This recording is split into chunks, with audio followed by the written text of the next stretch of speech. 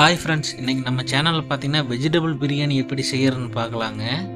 இதுக்கு என்னென்ன பொருள் தேவைன்னு பார்க்கலாம், அப்புறம் எப்படி செய்யறதுன்னு பார்க்கலாங்க. வீடியோ கடைசி வரைக்கும் பாருங்கள். வீடியோ பிடிச்சா இந்த வீடியோக்கு ஒரு லைக் பண்ணிக்கோங்க. இப்போ பார்த்தீங்கன்னா அதுக்கு என்னென்ன பொருள் தேவைன்னு பார்த்தீங்கன்னா, தக்காளி ஒரு 3 பழம் எடுத்து சின்ன சின்ன பீஸாக கட் பண்ணியிருக்கிறேன். பச்சை மிளகா 2 எடுத்து சின்ன சின்ன பீஸாக கட் பண்ணியிருக்கிறேன். பெரிய வெங்காயம் ஒரு 2 எடுத்து சின்ன சின்ன பீஸாக கட் பண்ணியிருக்கிறேங்க. கொஞ்சம் கருவேப்பிலை, ஒரு 10 பல்லு பூண்டுங்க, இஞ்சி ஒரு பெரிய துண்டு எடுத்து சின்ன சின்ன பீஸாக கட் பண்ணியிருக்குது. புதினா தலை பார்த்தீங்கன்னா ஒரு கைப்பிடி அளவுக்கு எடுத்துருக்குதுங்க.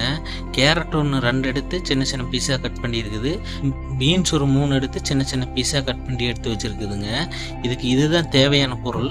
இப்போ எப்படி செய்யறதுன்னு பார்க்கலாம் வாங்க. ஒரு மிக்ஸி ஜார் ஒன்று எடுத்துக்கலாங்க. அதில் பார்த்தீங்கன்னா நம்ம எடுத்து வச்ச இந்த பூண்டு, இஞ்சி ஆட் பண்ணிக்குவோம். அது கூட ஒரு வரமிளகாய் ஆட் பண்ணிக்கலாங்க. சோம்பு ஒரு ஸ்பூன் ஆட் பண்ணிக்குவோம். பட்டை ஒரு 2 துண்டு ஆட் பண்ணிக்கலாங்க. கிராம்பு ஒரு 3 கிராம்பு ஆட் பண்ணிக்குவோம். இதில் கொஞ்சமாக தண்ணி ஊற்றி நல்லா பேஸ்டாட்ட அடித்து எடுத்துக்கலாங்க. இது பார்த்தீங்கன்னா நல்லா பேஸ்டாட்ட அடித்து எடுத்தாச்சு. அடுப்பில் ஒரு குக்கர் ஒன்று வச்சுக்கலாங்க. ஏன்னா இது குக்கரில் தான் நம்ம செய்ய போகிறோம். குக்கரில் சமையல் எண்ணெய் ஆட் பண்ணிக்கலாங்க. எண்ணெய் நல்லா காயிட்டுங்க. இப்போ பார்த்தீங்கன்னா அதில் ஸ்டார் ஒரு 3 போட்டுக்கலாம்.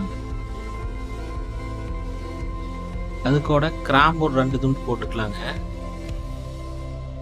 பிரியாணி இலை 1 போட்டுக்குவோம். அது கூட பார்த்தீங்கன்னா பெரிய வெங்காயம், கருவேப்பிலை, பச்சை மிளகாய் இந்த 3ஐயுமே ஆட் பண்ணிக்குவோம். ஆட் பண்ணிவிட்டு இது நல்லா பச்சை வாசம் போகிற அளவுக்கு நல்லா வணக்கி விட்டுக்கலாங்க.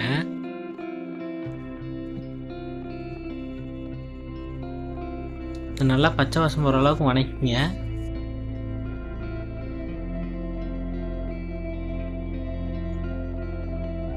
இந்த டைமில் பார்த்தீங்கன்னா தூளுப்பு ஒரு 1/4 டேபிள் ஸ்பூன் தூளுப்பு ஆட் பண்ணிக்கலாம். அப்போனா தான் வெங்காயம் நல்லா வணங்கி வருங்க. அதனால 1/4 டேபிள் ஸ்பூன் மட்டும் தூளுப்பு ஆட் பண்ணிக்கலாங்க. தூளுப்பு ஆட் பண்ணோம்னா வெங்காயம் சீக்கிரம் வணங்கிடும். அதுக்கோசரம் தான் போட்டிருக்குறோம். இது தூளுப்பு ஆட் பண்ணிட்டு இதே நல்லா வணக்கி விட்டுறலாம்.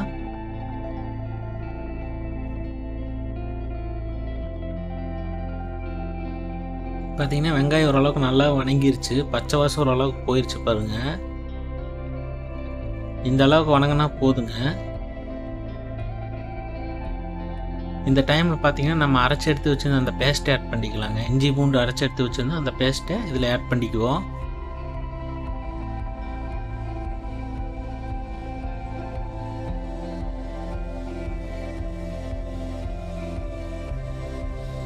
அந்த இஞ்சி பூண்டு பேஸ்ட்டை ஆட் பண்ணிவிட்டு இதையுமே நல்லா பச்சை வாசம் போகிற அளவுக்கு நல்லா வணக்கி விட்டுறலாங்க. இது வணக்கிறப்ப மட்டும் அடுப்பு கொஞ்சம் ஸ்லோ பண்ணிக்கிங்க.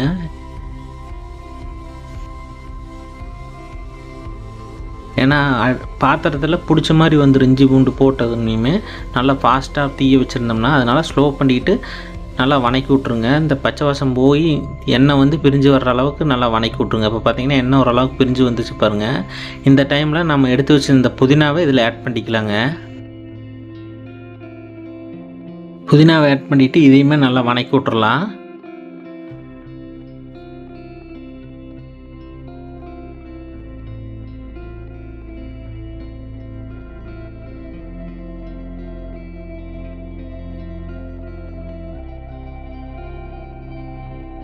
இப்போ பார்த்தீங்கன்னா நம்ம எடுத்து வச்சிருந்த தக்காளி இதில் ஆட் பண்ணிக்கலாங்க.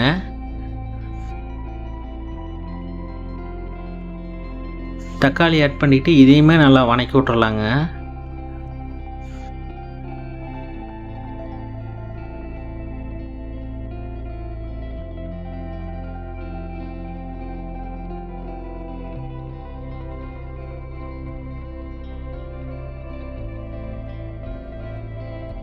பார்த்தீங்கன்னா குக்கரை மூடி போட்டு மூடிடலாங்க. ஒரு 2 நிமிஷம் கழித்து திறந்து வைப்போம்.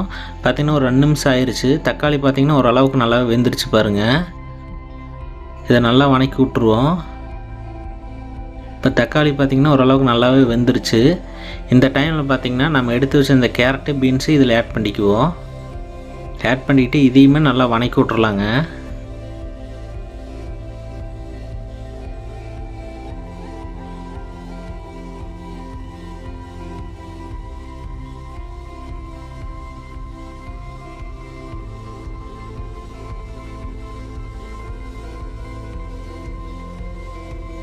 பார்த்திங்கன்னா அது நல்லா வணக்கி விட்டாச்சு. இப்போ இதில் பார்த்திங்கன்னா ஒரு 4 டம்ளர் தண்ணி ஆட் பண்ணிக்கலாங்க. பார்த்திங்கன்னா 2 டம்ளர் அரிசி நான் ஊற போட்டிருக்கிறேன். அதனால் 4 டம்ளர் தண்ணி இதில் ஆட் பண்ணியிருக்கிறேன்.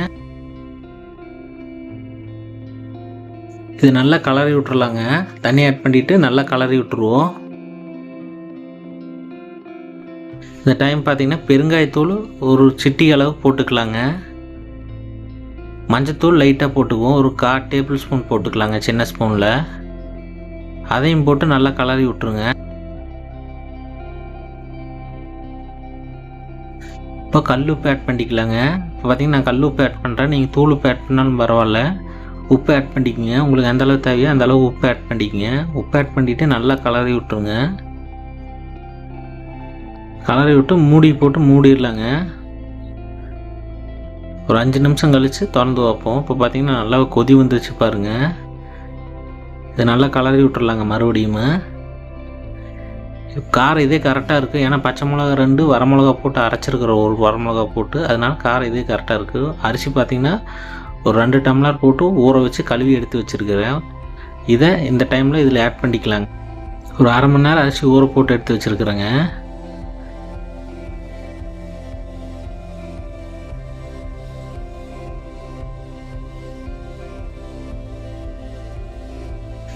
தண்ணி பார்த்திங்கன்னா 4 டம்ளர் ஊற்றி இருக்குது. இதே போதும். ஏன்னா 2 டம்ளர் அரிசி தான் போட்டிருக்குது. அதனால் 4 டம்ளர் தண்ணி போதுங்க. இது நல்லா கலரி விட்டுருங்க. கலரி விட்டு குக்கரை மூடி போட்டு மூடிடலாங்க. ஒரு 4 விசில் விட்டு எடுத்துடலாம். இப்போ பார்த்திங்கன்னா 4 விசில் விட்டு எடுத்தாச்சு. இப்போ பார்த்திங்கன்னா சாப்பாடு செமையாக ரெடி ஆயிடுச்சுங்க. பார்த்திங்கன்னா குழையாமல் கரெக்டான பதத்தில் ரெடி ஆயிடுச்சு.